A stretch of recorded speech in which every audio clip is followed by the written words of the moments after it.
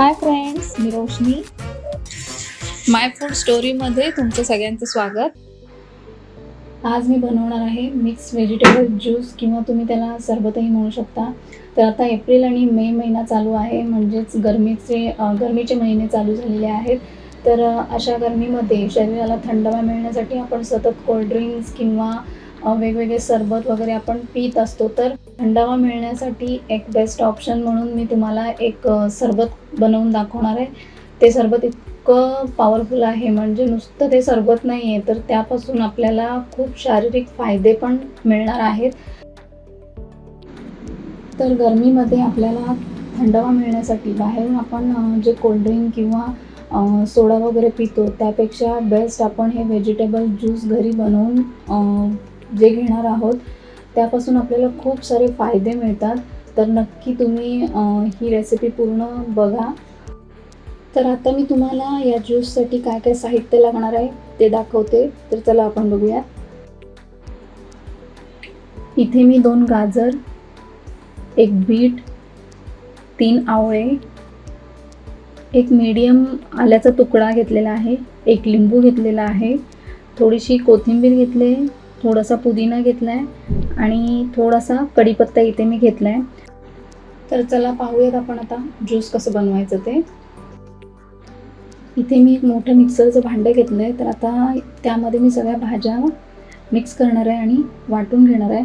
तर इथे मी पहिलं गाजर घेते. गाजर हे आपल्याला डोळ्यांसाठी, रक्तवाढीसाठी, इम्युनिटीसाठी, स्किनसाठी, तर विटॅमिन सी सुद्धा यामध्ये आहे. तर गाजरपासून इतके सारे फायदे आपल्याला आहेत. आता मी इथे बीट घेते. बीट हे आपल्याला रक्तवाढीसाठी खूप फायदेशीर आहे. स्किनसाठी पण बीट खूप फायदेशीर आहे. तसंच आपल्याला बीटमुळे खूप सारी ऊर्जा देखील मिळते. तर बीटमुळे आपल्याला हे खूप सारे फायदे मिळतातच.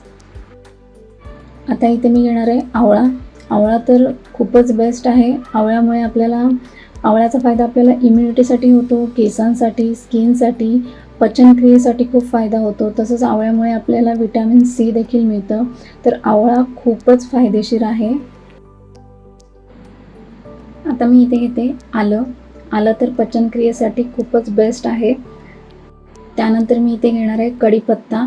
कढीपत्ता देखील केसांसाठी आणि पचनक्रियेसाठी खूप फायदेशीर आहे. त्यामुळे जितका जास्त कढीपत्ता घेता येईल तितका घ्यावाच. त्यानंतर आता मी इथे घेते पुदिना. पुदिना तर हा थंडावासाठी बेस्ट आहे. पुदिन्याचे देखील खूप फायदे आपल्याला होतात, त्यामुळे पुदिना नक्की घ्यावा.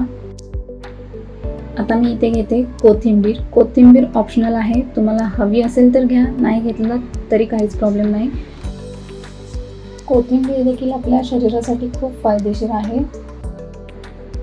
आता सगळं साहित्य तर यामध्ये मी घातलेलं आहे. आता आपल्याला यामध्ये पाणी घालून बारीक वाटून घ्यायचं आहे. सुरुवातीला 1 ते 1.5 ग्लास पाणी घालून आपण वाटून घ्यायचं आहे. जास्त पाणी नाही घालायचं, नाहीतर मग ते मिक्सरमधून बाहेर येतं. तर आपण सुरुवातीला हे बारीक वाटून घेऊया.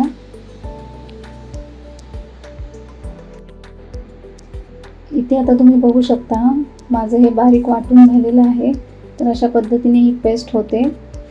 तर आता ही पेस्ट आपण थोडी हलवून घेऊया आणि आता ही आपल्याला पेस्ट ओतून काढायची आहे. म्हणजे ह्यातनं सुरुवातीला जे पाणी येईल ते आधी पाणी घ्यायचं आहे आणि उरलेलं चोथा आपल्याला पाणी टाकून पुन्हा वाटून घ्यायचं आहे. तर सुरुवातीला आपण हे पाणी बाजूला काढून घेऊयात. इथे आता मी एक मोठं भांडं घेतलं आहे आणि त्याच्यावरती ही गाळणी ठेवते आणि यामध्ये आपल्याला हे मिश्रण गाळून घ्यायचं आहे. हे सगळं मिश्रण आता मी ह्याच्यामध्ये ओतून घेते आणि एका चमच्याने आपल्याला हे थोडं गाळणीवरती जे मिश्रण आहे ते प्रेस करायचं आहे. म्हणजे त्यामध्ये पण जो काही रस असेल तो खाली निघून जाईल. अशा पद्धतीने आपल्याला प्रेस करून करून सगळं पाणी यातलं काढून घ्यायचं आहे सुरुवातीचं.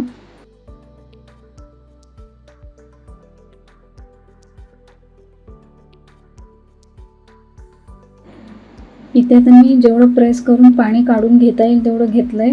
आता हा चोथा आपल्याला पुन्हा एकदा वाटून घ्यायचा आहे. तर तो पुन्हा आपण मिक्सरच्या भांड्यामध्ये घेऊया, थोडं पाणी टाकूया आणि पुन्हा एकदा वाटून घेऊया. हे बघा, एवढा ज्यूस यामध्ये निघालेला आहे. परत आता हे आपण मिश्रण वाटून घेऊयात.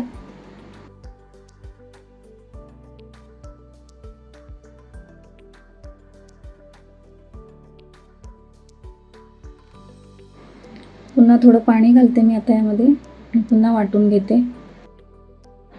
हे पहा, इथे आता मी हे मिश्रण पुन्हा वाटून घेतलं आहे. आता सेम त्याच पद्धतीने आपल्याला प्रेस करून करून सगळं पाणी यातून काढून घ्यायचं आहे. जेवढं पाणी आपल्याला काढून घेता येईल आणि चोथा जो आहे जेवढा सुका होईपर्यंत पाणी काढून घेता येईल तेवढं आपल्याला काढून घ्यायचं आहे.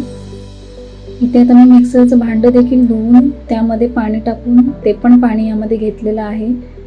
तर पूर्ण भांडं देखील आपल्याला स्वच्छ धुवून घ्यायचं आहे.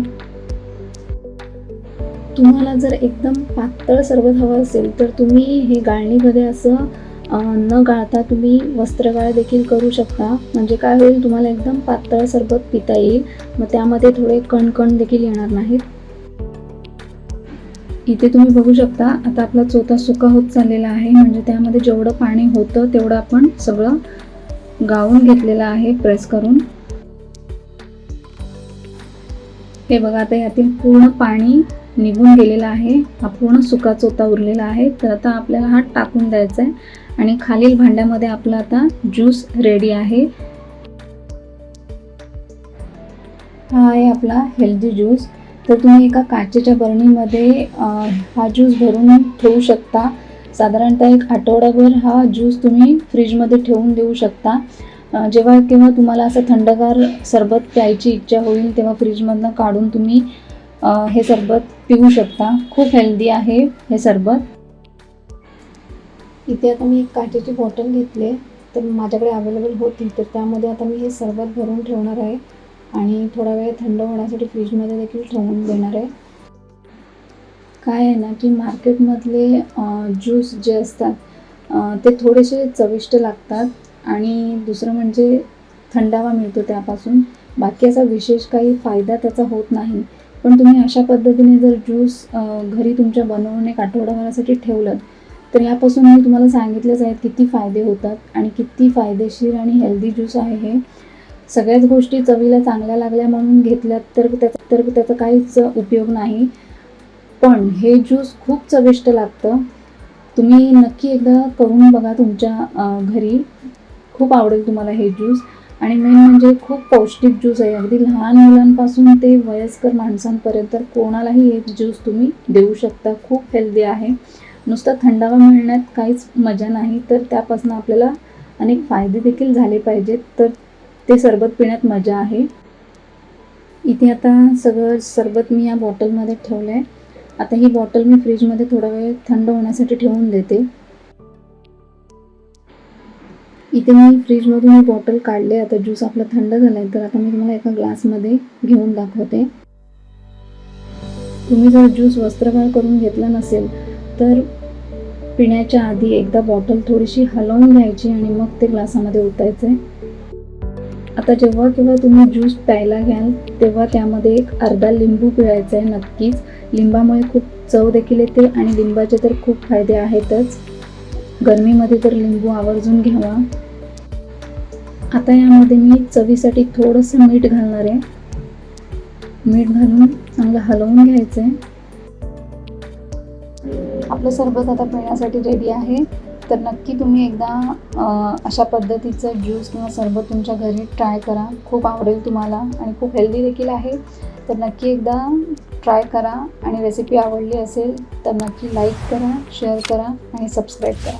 थँक्यू.